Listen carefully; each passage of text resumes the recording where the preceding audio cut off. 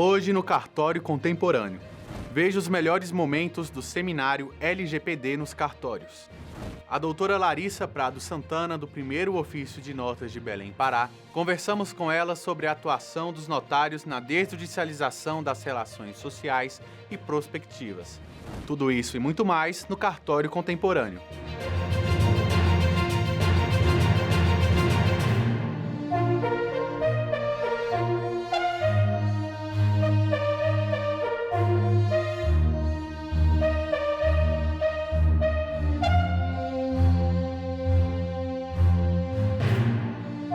A doutora Larissa Prado Santana, do Primeiro Ofício de Notas de Belém, Pará, é doutoranda em Direito Constitucional pelo IDP Brasília, especialista em Direito Notarial e Registral pela Universidade Anhanguera, diretora do Anoreg Pará e tabeliã do Primeiro Ofício de Notas de Belém, Pará. Conversamos com ela sobre a atuação dos notários na desjudicialização das relações sociais e prospectivas.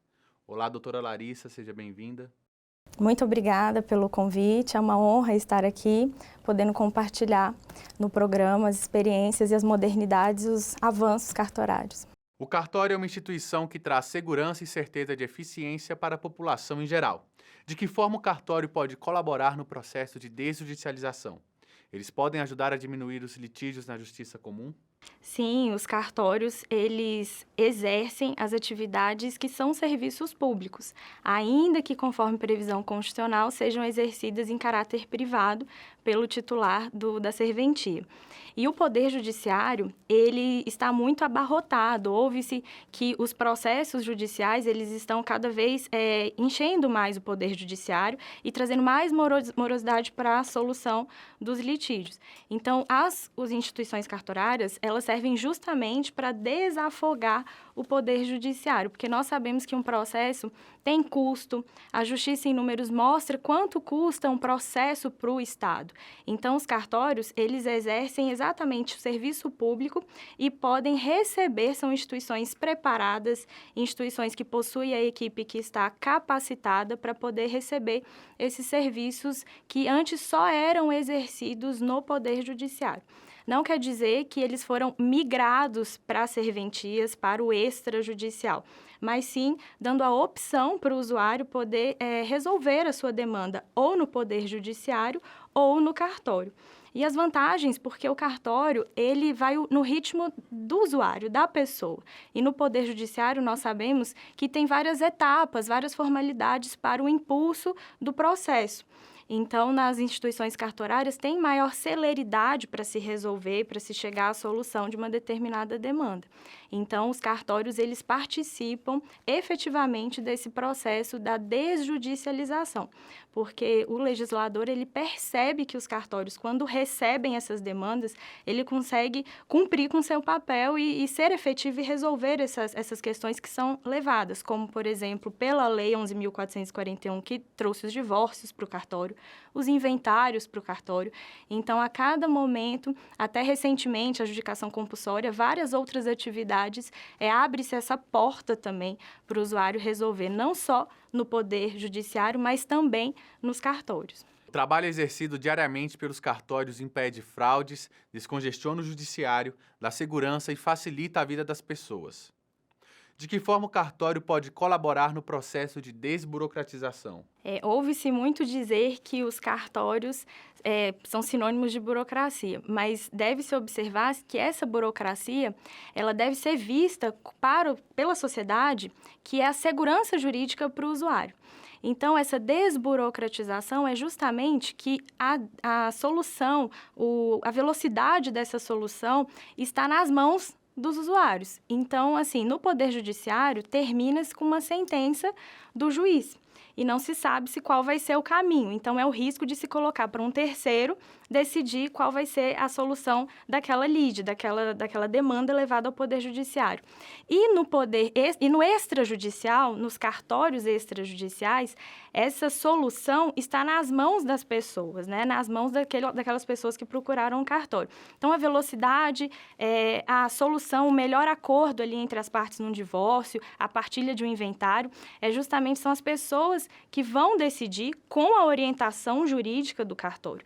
Então, o cartório, ele ajuda a desburocratizar, ele é um facilitador para as pessoas poderem usar os cartórios como um amigo e não como uma questão burocrática, porque os cartórios, pela capilaridade dos cartórios, eles estão presentes em todos os distritos, em todos os municípios, porque a Constituição ela já prevê que deve-se ter um cartório em todos os distritos do Brasil, porque lá nascem pessoas e lá morrem pessoas. E a certidão de nascimento e a certidão de óbito são feitas pelos cartórios. Então, os cartórios, eles participam da vida das pessoas do início ao fim. E nesse meio tempo, tem casamento, tem negócios jurídicos, a compra do imóvel. Então, os cartórios, eles estão ao lado das pessoas, mas com segurança jurídica. Então, essa desburocratização, ela ocorre justamente porque as pessoas podem encontrar nos cartórios, que atualmente estão muito mais modernos e com muito mais tecnologia, essa possibilidade de poder resolver com celeridade a sua demanda. A senhora acredita que o caminho extrajudicial via cartórios é uma solução para o desafogamento do judiciário? Sim, a própria Constituição Federal já prevê que para nascer e para morrer é de graça. Então, a certidão de nascimento e a certidão de óbito não se pagam, são atos previstos na Constituição que são gratuitos. E por que que no cartório tem também essa questão, como formulada na pergunta, da economia, da redução de custos? Porque um processo no judiciário, ele demora muito tempo. Quem nunca ouviu falar que o inventário está há 5, 10 anos na justiça? E a cada tempo que se posterga para se resolver essa mesma demanda, tem-se honorários advocatícios, tem despesas com custas processuais que vão acontecendo ao longo desses anos. E o cartório ajuda a reduzir esse prazo. Reduzindo esse prazo, um inventário em cartório, que pode ser feito em 2, 3 meses e não em 5, 10 anos, como ocorre muitas vezes no Poder Judiciário, as pessoas resolvem com com menor tempo. Então, consequentemente, ela também vai ter uma redução dos custos.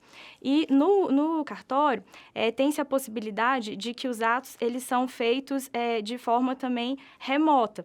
Então, essa é uma grande novidade que aconteceu na pandemia, nos tabelionatos de notas, e a cada dia tem-se mais centrais eletrônicas em todas as atribuições cartorárias para que a parte não tenha que ir até o cartório para poder resolver alguma demanda, como já acontecia no PJE. Mas algumas audiências, a depender da vara, ainda são presenciais. E no cartório, essa opção é da parte e não do juiz. A pessoa que vai decidir se ela deseja, por exemplo, ir ao cartório para assinar uma procuração, para assinar uma escritura de compra e venda, ou ela vai querer, do conforto da sua casa, em qualquer lugar que ela estiver no mundo, de assinar com certificado digital. Que hoje esses certificados digitais já são expedidos gratuitamente pelos cartórios. Então, as pessoas têm que conhecer os seus direitos e terem conhecimento dessas informações, porque antigamente os cartórios trabalhavam com aqueles livros A3, aqueles manuscritos, e hoje não. Hoje os cartórios estão muito mais informatizados, muito mais modernos, e inclusive dando essa opção da pessoa pedir da casa dela uma certidão, uma segunda via do seu casamento, uma certidão imobiliária na compra e venda de um imóvel, tudo por centrais eletrônicas, o que reduz também tempo e custos. A adjudicação compulsória, até pouco tempo atrás, só era permitido judicialmente. E a novidade é que recentemente se tornou possível também pela via extrajudicial, proveniente da Lei nº 14.382 de 2022. As propriedades imobiliárias que foram objetos de um negócio jurídico já quitado, mas que o vendedor ou comprador se recusa a formalizar, ou não é encontrado, ou ainda está impedido ou impossibilitado de cumprir com sua obrigação, podem ser objeto do Instituto da Adjudicação Compulsória? Quais os procedimentos e requisitos desse novo instituto? A adjudicação compulsória, ela é a recente novidade dos tabelionatos de notas e dos registros de imóveis, que antes a adjudicação compulsória só existia no Poder Judiciário. Então, as pessoas tinham que ajuizar a ação para poder resolver essa demanda pela adjudicação compulsória. E em janeiro desse ano foi, na verdade, com a Lei 14.382, já houve a alteração da Lei de Registros Públicos, incluindo o artigo 216b, que trouxe a possibilidade dos cartórios promoverem também a adjudicação compulsória, que é mais um serviço que abre-se essa porta, essa possibilidade de se resolver pela via cartorária. E em janeiro desse ano, houve a questão da obrigatoriedade da ata notarial de adjudicação compulsória. Então, para realizar a adjudicação compulsória, passa-se por 2 cartórios. Primeiro, tem-se a confecção de uma ata notarial de adjudicação compulsória no tabelionato de notas e depois essa ata é levada para a segunda etapa do procedimento no registro imobiliário. E o que é essa adjudicação compulsória que vai destravar tantos negócios jurídicos que estavam aí engavetados? É justamente aquela situação em que a pessoa comprou um imóvel no passado, não regularizou por escritura pública, porque nós sabemos que no Brasil, quem não registra não é dono. Então, não adianta pegar o contrato particular e guardar na gaveta, que só terá a posse, não terá a propriedade, não terá a segurança jurídica chancelada pelos cartórios. E a adjudicação compulsória, ela veio destravar aquele seu contrato de gaveta que no passado, assinado pelo vendedor, pelo comprador, e hoje, que deseja se regularizar, não se tem mais contato com aquela pessoa que lhe vendeu o imóvel. Então, sabe-se que para fazer a escritura pública, precisa da assinatura de ambas as partes. Aquele proprietário, que está lá na matrícula, no registro de imóveis, e o comprador. Mas se você, comprador, tem esse documento, ou recibo, ou contrato, com a quitação do pagamento, pode-se comparecer ao cartório, comprovando que foi feito esse negócio jurídico no passado e que não se tem mais contato com esse vendedor. E que você quer transferir aquele imóvel para o seu nome que à época você não fez. Ou seu vendedor é uma pessoa jurídica que faliu, ou seu vendedor é uma pessoa física que faleceu, ou uma pessoa que o senhor não tem mais contato. Então, é possível comparecer no cartório levando esse documento e a prova do pagamento, da quitação desse imóvel, que o cartório vai fazer uma ata notarial de adjudicação compulsória. O Cartório Contemporâneo volta já.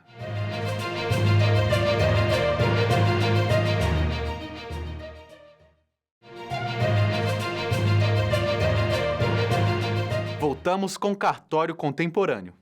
De posse dessa ata notarial, que é um dos requisitos desse processo de adjudicação compulsória, leva-se ao registro de imóveis e o registro de imóveis vai notificar esse vendedor para que em 15 dias ele se manifeste, para dar essa oportunidade de que a pessoa realmente não quis ou não se conhece ou ela faleceu e não pode estar impossibilitada de assinar a escritura pública. Se em 15 dias não houver manifestação desse vendedor, então vai ser tacitamente essa recusa. Ou expressamente ele falar que não vai assinar a escritura, continua-se o processo de adjudicação compulsória e tem-se uma aquisição derivada e lá no registro de imóveis esse comprador vai ter o nome dele, o imóvel vai ser transferido, vai haver o registro para o nome dele.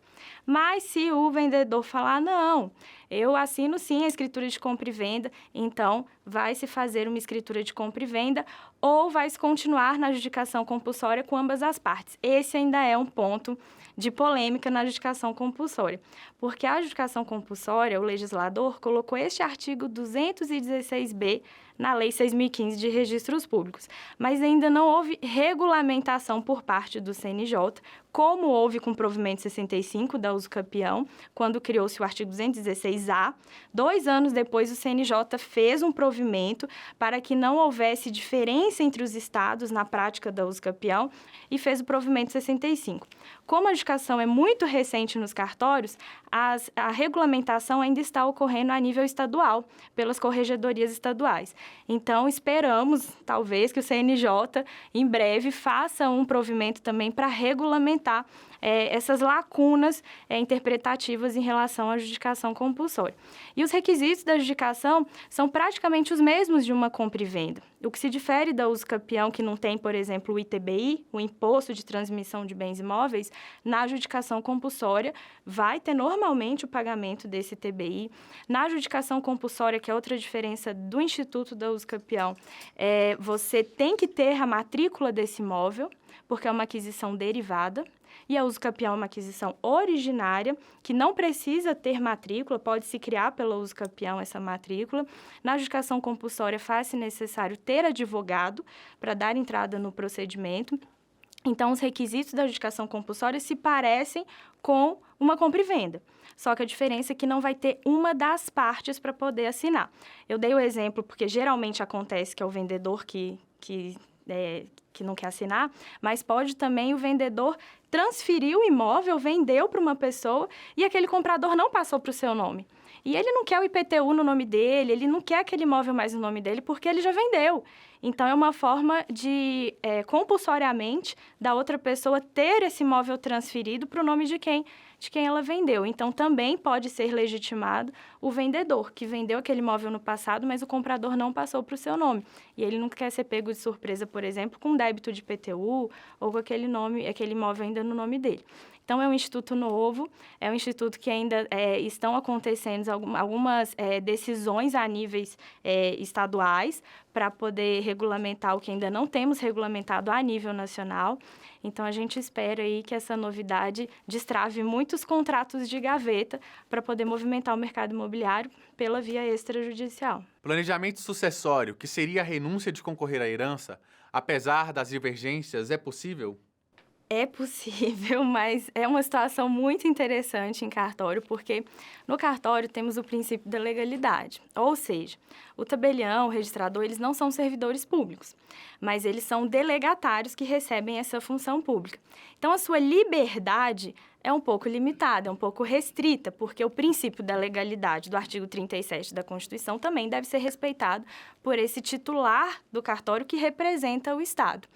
E a questão de fazer a renúncia ao direito de concorrência à herança, ele está muito ligado à autonomia privada, à liberdade da pessoa de não querer concorrer àquela herança do seu cônjuge, do seu companheiro.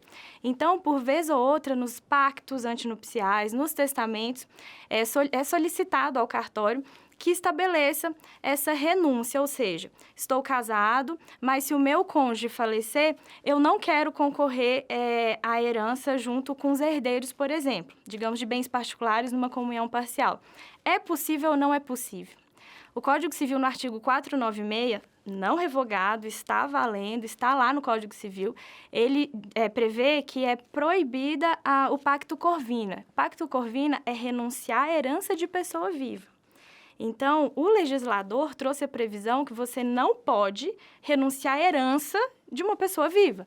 Então, entra em conflito com essa questão da pessoa já querer renunciar à concorrência à herança de uma pessoa viva. Então, assim, na jurisprudência do direito de família, no direito das sucessões, tem se defendido muito essa questão da possibilidade da renúncia, não do direito à herança, mas de concorrer à herança. E aí temos essa questão ainda um pouco não prevista objetivamente como permissão nos cartórios. Temos, inclusive, a proibição no Código Civil, pela literalidade do Código Civil, mas temos aí a jurisprudência muito avançada que prevê essa possibilidade. Então, tem que olhar direitinho caso a caso. Particularmente, eu acho que num futuro muito breve, isso vai ser encarado de forma bem mais fácil, como a exemplo do Código de Normas Estadual do Rio de Janeiro, expedido recentemente, que trouxe essa possibilidade de poder fazer essa renúncia ao direito de herança. Então, quando o Estado regulamenta, a tendência para que tenha, inclusive, a segurança jurídica a nível Brasil, que os outros estados também regulamentem nesse sentido, enquanto o CNJ não expediu um provimento nacional tratando a respeito do assunto. É possível fazer testamentos e inventários em cartórios, mesmo com menores? Como funciona? Esse é outro assunto também que não é pacífico nos cartórios do Brasil, porque os inventários e os divórcios que possuem menores, pela literalidade do Código de Processo Civil, não podem ocorrer no cartório, na via extrajudicial. Porque a máxima que deve se pensar para se fazer os atos no cartório, que é a via administrativa, via extrajudicial, é que não tenha litígio, que seja consensual e que as partes sejam maiores e capazes. Então, no inventário, num divórcio com menores, em regra, pela literalidade do dispositivo legal nacional, não tem-se essa possibilidade. Contudo, vários estados já regulamentaram a possibilidade de se fazer inventário, mesmo tendo menores. Tem-se essa preocupação com o Ministério Público para poder defender os interesses do menor. Então, já temos em alguns estados essa permissão para se fazer inventário. O divórcio com menores já está mais avançado do que os inventários com menores. Inclusive, na primeira jornada de direito notarial e registral, já veio essa possibilidade de se fazer divórcio em cartório, mesmo tendo menores. Tem-se um cuidado. Por exemplo, se comparece no cartório as pessoas que têm filhos comuns menores, tem-se que ajuizar uma ação para regulamentar sobre guarda, partilha e visita desses menores. Mas isso não quer dizer que o divórcio, a partilha de bens, tem que correr pelo Poder Judiciário, mas apenas essa regulamentação sobre esse menor, para poder proteger os direitos desse menor. E faz-se no cartório o divórcio entre essas pessoas aí, já para poder mudar de forma rápida o estado civil. Porque as pessoas querem se divorciar, as pessoas estão casadas, querem se divorciar, mas têm um filho menor. Então, precisa postergar essa mudança do estado civil de casado para divorciado no Poder Judiciário enquanto se faz as tratativas da regulamentação de visita do menor? Não. Então, esse foi o entendimento que caminhou aí com essa possibilidade de se fazer no cartório. É possível mudar rapidamente, porque hoje você casa, amanhã você pode divorciar. Nós sabemos que não tem mais esses prazos. Pela emenda constitucional de 2010, a 66, você pode casar hoje e divorciar amanhã. Então, não tem muito sentido ter que ficar casado se você já está optando em divorciar, porque tem filhos menores em comum. Então, muda-se o estado civil, faz-se o divórcio em cartório, mas, paralelamente, tem que se decidir essa questão ainda no Poder Judiciário dos filhos menores. E o mesmo caminho está acontecendo em relação aos inventários. O inventário judicial é moroso, por mais simples que seja. De que forma o cartório pode ajudar? O inventário judicial, se não tem litígio, eu recomendo fortemente que se faça no cartório, porque o inventário na justiça, por mais, como dito, assim, mesmo que não tenha litígio, mesmo que as pessoas estejam em consenso e tenha poucos bens, por exemplo, é um processo judicial, que tem trâmites que devem acontecer nas varas. Então, no cartório, não. No cartório se faz num prazo muito menor. Então, a forma que o cartório tem de ajudar nesse momento, que é um momento de dor, é um momento que se perde uma pessoa querida e tem-se que fazer essa formalidade, porque se não fizer o inventário, muitas pessoas chegam hoje no cartório porque elas querem vender um bem que era do falecido, elas querem vender um carro que era do falecido, elas precisam movimentar essa pessoa jurídica que o falecido era administrador, por exemplo, mas aquele momento de dor, elas não quiseram mexer com aquele inventário, porque tem as formalidades, tem que tirar a certidão de óbito, tem que ir ao cartório, tem que pagar o imposto. Então, elas resolveram não mexer. E aí, quando se acha um comprador para algum imóvel, a pessoa, por exemplo, quer financiar. O banco não vai financiar se aquele imóvel não estiver em nome daqueles herdeiros. Então, quando o banco olha que o titular daquele imóvel é uma pessoa falecida, as pessoas correm no cartório para poder, para ontem, resolver esse inventário que elas, na oportunidade, não fizeram, porque é um momento de dor, é um momento muito difícil. Então, os cartórios podem ajudar com essa celeridade. Paga-se o ITCMD, o Imposto de Transmissão Causa-Mortes, precisa de advogado, bem como precisa de advogado no inventário judicial. O imposto também é pago na esfera judicial, mas o cartório vai fazer a escritura pública de forma muito mais célere, com aquela partilha disposta no plano de partilha da petição inicial do advogado e chamar as partes para assinarem ou assinarem remotamente. Então, de forma muito célere, o cartório conseguiu ajudar no momento, não só momentos bons, como a compra do imóvel, mas também um momento de tristeza, que é um inventário. Então, se puder passar de forma mais rápida por esse procedimento, pode contar com o cartório, que o cartório está aí justamente para poder agilizar esses trâmites. Como avalia a iniciativa da CNR na criação do programa Cartório Contemporâneo? É admirável essa iniciativa porque os cartórios, existe uma questão que as pessoas não conhecem muito como funciona o cartório. Os cartórios, eles possuem uma atividade muito específica. Eu mesmo, quando era mais nova, eu achava que você entrava em qualquer cartório e você fazia tudo. Para fazer um protesto, para fazer um imóvel, para tirar uma certidão de nascimento, uma procuração. Eu entrava no cartório da minha cidade e eu resolvia tudo naquele cartório. Mas não é assim. Os cartórios, cada cartório possui a sua competência, porque as pessoas que estão à frente desses cartórios, elas se especializam naquelas atribuições. Então, por isso que as pessoas, às vezes, procuram uma coisa no cartório, não, mas não é aqui, é em outro, porque os cartórios possuem as suas competências divididas pela lei. E os cartórios possuem estrutura e equipe preparada para poder atender a população justamente para desafogar o poder judiciário. E o judiciário dá uma sentença e o cartório dá uma escritura. E elas têm a mesma força. Então, o cartório, ele também passa a segurança jurídica que se espera do serviço público. Então, o programa que leva à população essa oportunidade de conhecimento e de estarem mais cientes do que é a instituição cartorária, do que o cartório faz e como que o cartório não é burocrático para poder atrapalhar a vida das pessoas. Mas o cartório, ele tem essas questões da lei, das formalidades, justamente para outorgar segurança jurídica. Então, hoje, se percebe que a população, quando conhece mais as atribuições do cartório, o advogado, os usuários, eles se utilizam muito mais do cartório. Então, os cartórios hoje, eles estão muito diferentes dos cartórios no passado, por uma questão da mudança da sociedade. Com internet, com redução de tempo, menos papel, mais conteúdo online. Então, os cartórios hoje têm Instagram, os cartórios têm site. Hoje, para saber quais são os documentos necessários para uma compra e venda, não precisa ligar para o cartório, pode entrar no site e pegar o checklist.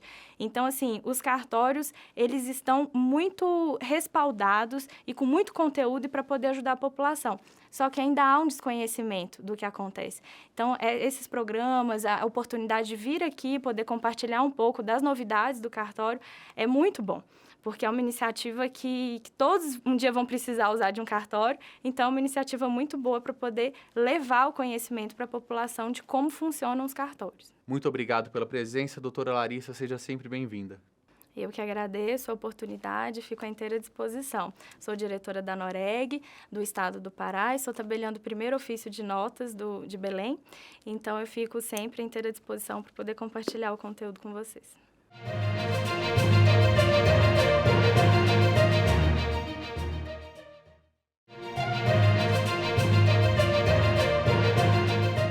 O terceiro painel foi sobre direitos dos titulares de dados, moderado pelo Dr. Luiz Fernando Bandeira de Mello e palestrado por Gustavo Fiscarelli e Gisele Barros. Neste painel, que tenho a satisfação de moderar, nós iremos discutir o direito dos titulares de dados, sob duas perspectivas. O Dr. Gustavo Fiscarelli falará da gratuidade do acesso dos titulares. O Dr. Fiscarelli fica até pensando, Vossa Excelência já não é especialista em gratuidade.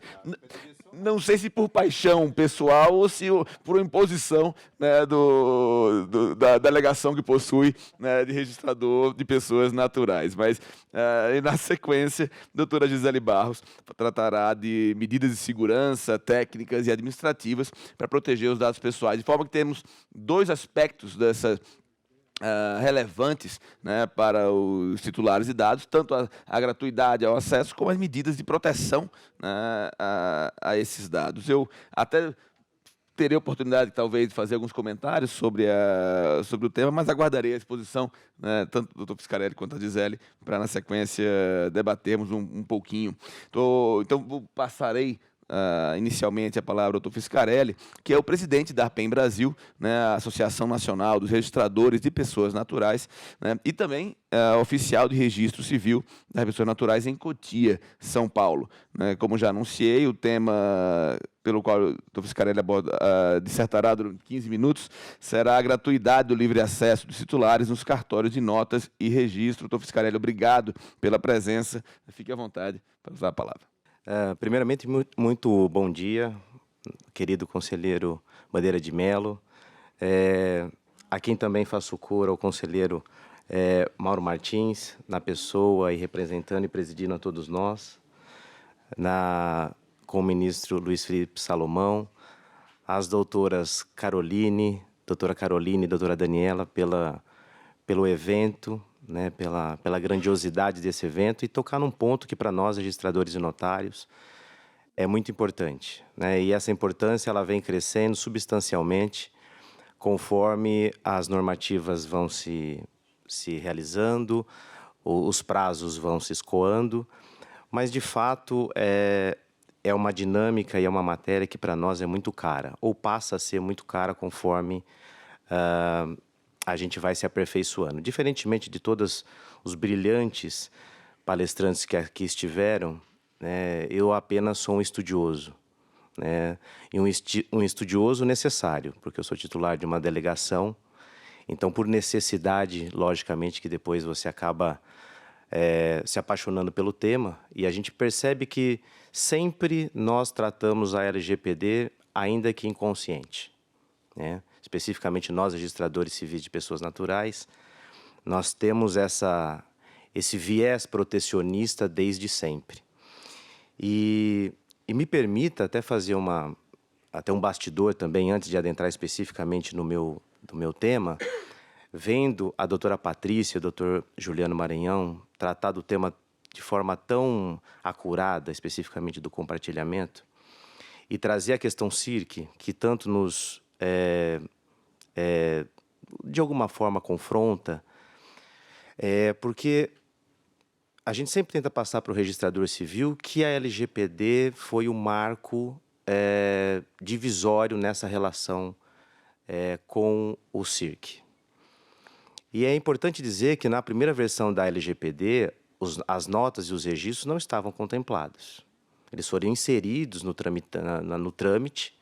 E imaginem, a LGPD cuidava de todo o tráfego informacional do Brasil e não tratava dos notários e registradores, que nada mais são que a nascente desses dados, né?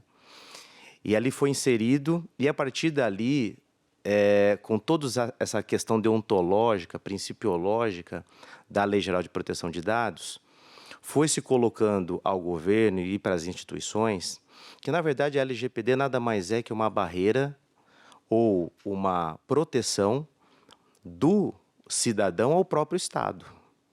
Ora, nós sabemos, nós titulares, nós representantes de associações, que os nossos dados devem guiar todas e quaisquer políticas públicas. A gente é sabedor disso, afinal de contas, prestamos serviços públicos e o Estado depende desses dados. O que nós sempre questionamos é a finalidade desses dados, é a quantidade desses dados, o porquê, a razoabilidade na sua coleta e, em especial, a transferência, a concentração.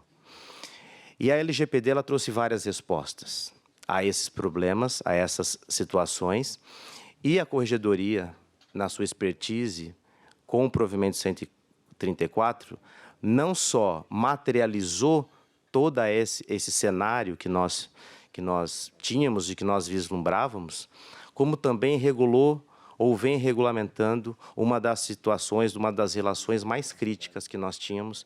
Digo tínhamos porque a gente já avançou substancialmente, né? Parece que também existe uma sensibilidade de entender que proteção à pessoa, proteção ao dado, também, de alguma forma, é proteção ao Estado. E essa relação vem sendo construída de forma muito harmoniosa desde então. Então, eu gostaria de ficar aqui meu registro, porque realmente, e isso a gente inculta em todos os registradores, em todas as vezes, o quão é importante, a partir do momento que a gente regula da porta para fora, a gente regular da porta para dentro. Então, só esse adendo, só para a gente ingressar propriamente no direito ao acesso e à gratuidade, né? Bom, quanto a essa parte em especial, eu deixei claro, e vendo, né, a exposição inicial do conselheiro Mauro Martins, E ali eu e a doutora Laura, muito preocupados ali com a questão do tempo, né? 15 minutos, eu não sei o que eu poderia fazer. E eu vi o conselheiro Mauro já falando, eu falei, olha, ótimo, já falou bastante coisa que eu ia falar, já adorei, vou fazer a técnica legislativa da remissão e eu não perco mais meu tempo. E aí veio o ministro Sérgio, e ali de forma toda aveludada, de forma toda parcimoniosa, também trouxe aquela tranquilidade que nós precisávamos, mas infelizmente a doutora Carolina acabou com essa calma, né, porque ela expôs o 134 em 15 minutos. Né, e depois o doutor Fernando Tasso me correcionou em 15 minutos. Então eu fiquei realmente desesperado, voltei ao desespero e espero agora, para tratar de um direito, que eu consiga fazer em 15 minutos. Tá? Já são 12. Já são 12. Então, em 12. Então, é importante, preliminarmente, é interessante falar o seguinte. Então, quem seria esse titular dos dados? Né? Ainda de forma muito rapidamente. Então, seria aquelas pessoas que detêm ou sobre as quais referem-se os dados pessoais, e esses, por sua vez, são aquelas informações que são possíveis de determinar essa pessoa natural ou de determinável ou, eventualmente, venha a ser determinada. Né? Então, questões pessoais, nome, endereço, telefone, enfim, tudo que eventualmente diga respeito à pessoa e que possa por ela ser identificada. O que eventualmente seria um controlador, né? O provimento de São Paulo 23 de 2020 da Corregedoria já dá esse norte, né? De fato, seriam aquele agente que detém o poder de comando sobre as operações de processamento de dados. Né? Essa visão foi corroborada depois pelo guia orientativo para definições de agente de tratamentos, né? no item 14.2, onde diz que os notários e oficiais de registro são designados como titulares das serventias extrajudiciais após aprovação em concurso público, atuando na condição de pessoa natural como delegatários do poder público. Por tal razão, a LGPD prevê que terão tratamento similar ao dispensado às pessoas jurídicas de direito público. E depois, novamente chancelado pelo provimento 134, né? Conversamos também com o doutor Hércules Benício, a doutora Fernanda Abud e o doutor Rogério Portugal Bacelar sobre a importância do evento. Veja a seguir. Esse seminário promovido pelo Conselho Nacional de Justiça é muito importante para a capacitação de notários e registradores no Brasil. Nós verificamos que mais de 2.700 pessoas estiveram conectadas pelo YouTube para assistirem a excelentes palestras, o que demonstra a preocupação do CNJ com a qualidade dos serviços prestados por notários e registradores do Brasil. De fato, a Lei Geral de Proteção de Dados, ela precisa dialogar muito bem com a Lei de Registros Públicos, a fim de que a publicidade dada por ofícios de registros públicos possa se compatibilizar também com a proteção que todas as pessoas físicas merecem quanto aos seus dados pessoais. Extremamente importante, porque é preciso que a gente fale sobre a LGPD.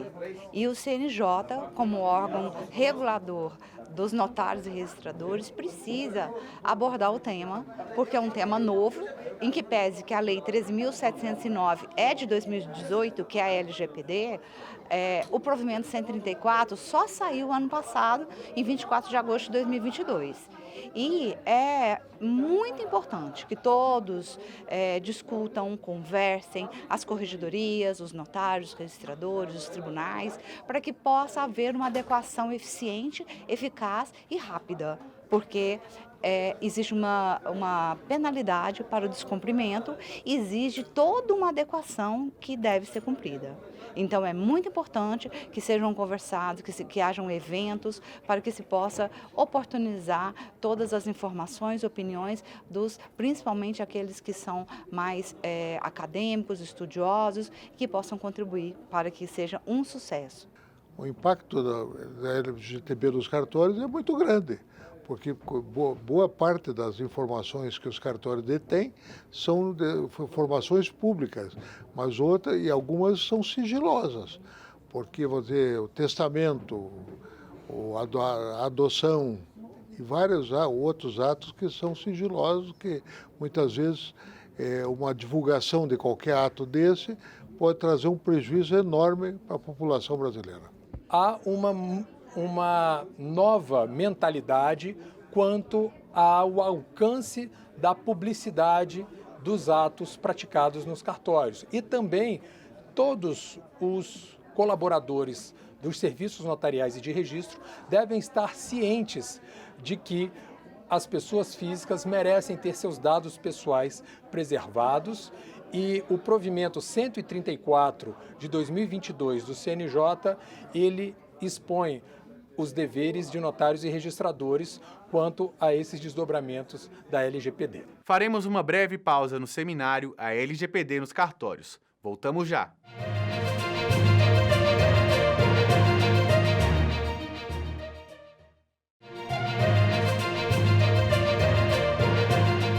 Retornamos com o seminário A LGPD nos cartórios. Então, a gente tem ali os direitos dos titulares de dados, em contexto, aí a gente trata do livre acesso e da garantia, os deveres dos cartórios, né, os fiduciários da informação, que inclusive a doutora Patrícia já deu, já adiantou o assunto, e os próximos passos, já que a gente está tratando de uma lei geral de proteção de dados, e ela é em movimento, ela não é estanque, né? Bom, a primeira questão que se diga é que, a partir do caso de Rotterdam e Rijovber, que é um caso no Conselho de Justiça Europeu, esse titular de direito, e aqui a gente vai nortear depois toda a apresentação a partir dessa premissa, esse direito, o direito de acesso, ele foi considerado um direito não absoluto. Ele foi considerado um direito que mereceria uma análise caso a caso, portanto, proporcional e razoável para aquela situação. Por quê? Porque aqui a gente está tratando de entidades muito maiores que o nosso segmento, especificamente das notas e registros. Mas, de qualquer forma, ali foi-se considerado que esse acesso à informação ele não deve ser, de alguma forma, irrestrita.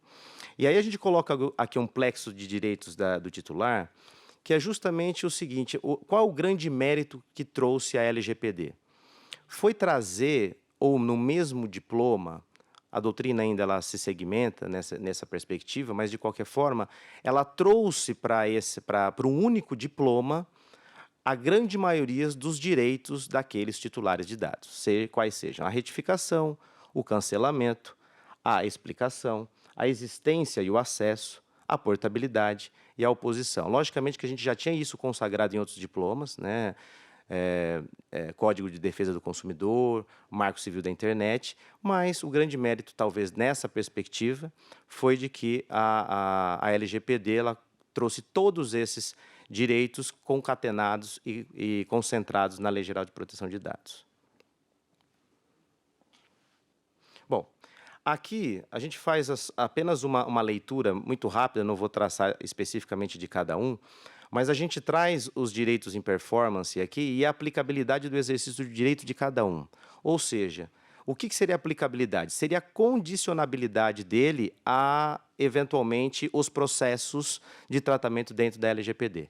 Então, dependendo do direito, você tem ele previsto em todos os casos, a depender do direito, você tem um condicionamento ao consentimento, outros por base legal, enfim. Então, você tem um rol aí de direitos que, até pelo tempo, não dá para a gente falar de um pouco mais atido, né?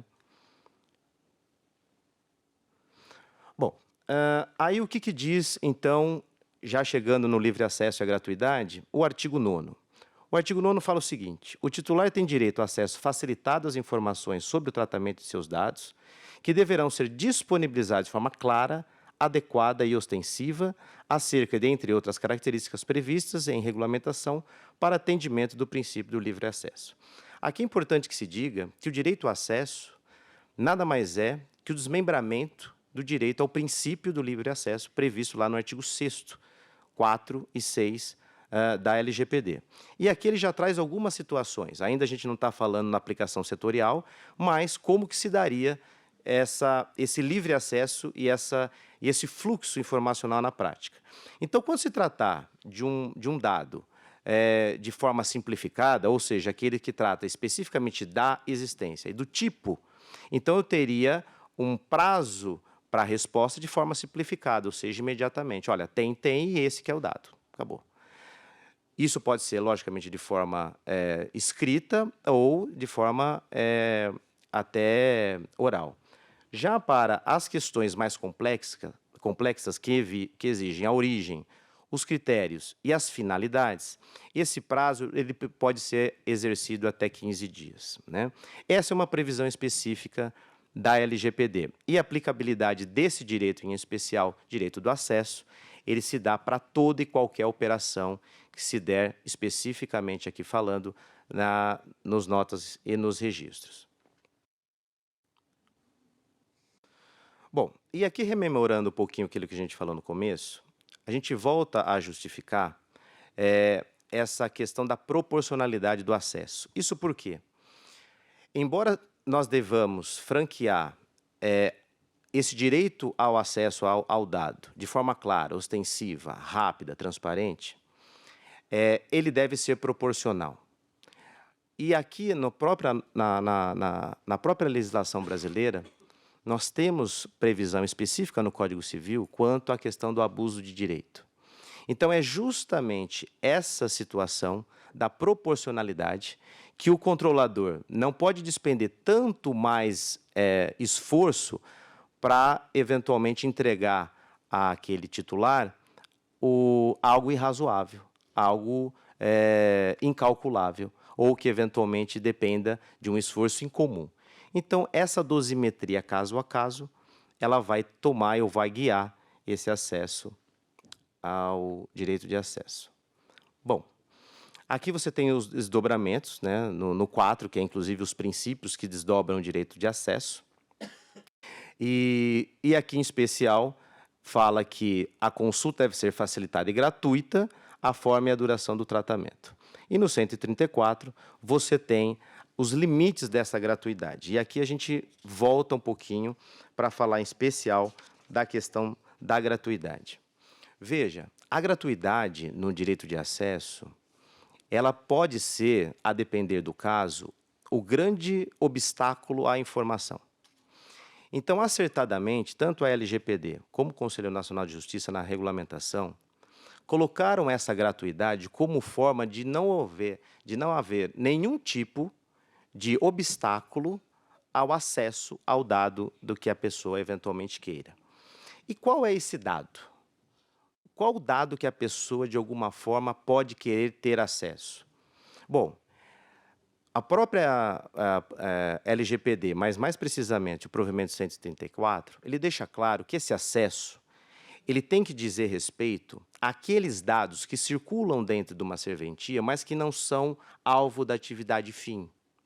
Então, aqueles dados empregados na atividade fim cartorial, seja registral ou notarial, ele deve seguir a legislação específica de registros públicos ou das questões de notas. Mas, em especial, os dados que são disponibilizados ou que são franqueados ao acesso são aqueles outros dados que circulam sistemicamente nas serventias, como nas contratações, como dentro dos sistemas. São esses dados que são franqueados ao acesso. E essa gratuidade ele se estende a esse tipo de situação. A gratuidade do acesso à informação não se mistura com a publicidade própria da atividade cartorial, que é regulamentada e, logicamente, até dos nossos casos, com previsão de gratuidade também, mas por outras situações e não necessariamente pela questão do acesso. É importante que se diga isso, que se segmente, porque a gratuidade ela vem nesse ponto específico do direito de acesso como uma colaboração ao pleno exercício desse direito e não para, de alguma forma, deteriorar ou prejudicar a própria especialidade. Uma outra situação que seria importante tratar... Está acabando, viu? Prometo. Já vou até passar aqui a gratuidade. Só para finalizar. E aqui, os fiduciários da informação, e aqui eu já vou para o final, que a doutora Patrícia falou, e já comentou já de forma muito importante, O importante é que diga que os registros, em especial, eles mantêm com o seu registrado uma relação de fidúcia. Por que de fidúcia? Porque desde sempre nós temos o dever de guarda, de sigilo, de proteção. E quando a pessoa olha e sente que a atividade cartorial o faz por ele, esse sistema de proteção, nada mais é do que fiduciários seremos ou somos daquela informação, com todas as proteções e todos os aparatos de direito que a gente sabe que nós somos obrigados a exercer.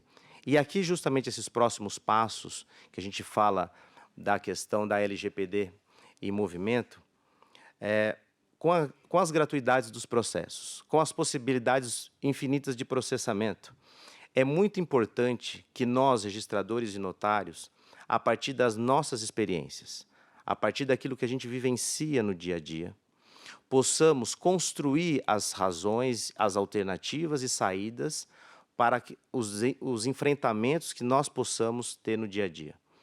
E essa procedimentalização, que já foi tratado aqui muito importantemente, e ao que me parece é o ideal, seria justamente a gente criar canais onde nós pudéssemos ali trazer as nossas questões de forma prática. E isso vai criando uma inteligência coletiva na sociedade, no setor, e a partir dali a gente consegue fazer um manual de boas práticas, em especial a questão dos direitos do acesso, que a gente vai ter inúmeras oportunidades de regulamentar. E a partir disso, com a força regulamentatória, seja da NPD, seja do CNJ, construir um grande guia, né, orientativo para que esse direito de acesso gratuito, já consagrado, possa ser cada vez mais aplicado no dia a dia, logicamente, com as nuances que o exercício dele possa exigir. Então, com isso, eu encerro minha participação. Perdão pelo exaspero aí do horário, mas era o que dava para fazer nesses 15 minutos. Obrigado, pessoal. E por hoje é só. Eu sou Duda Meirelles e foi um prazer tê-los aqui conosco no Cartório Contemporâneo. Se você não pôde ver o programa completo, temos uma reprise segunda-feira, 19 horas, e no canal do YouTube da CNR. Vejo vocês na quinta-feira, 19 horas, no próximo Cartório Contemporâneo. Até lá!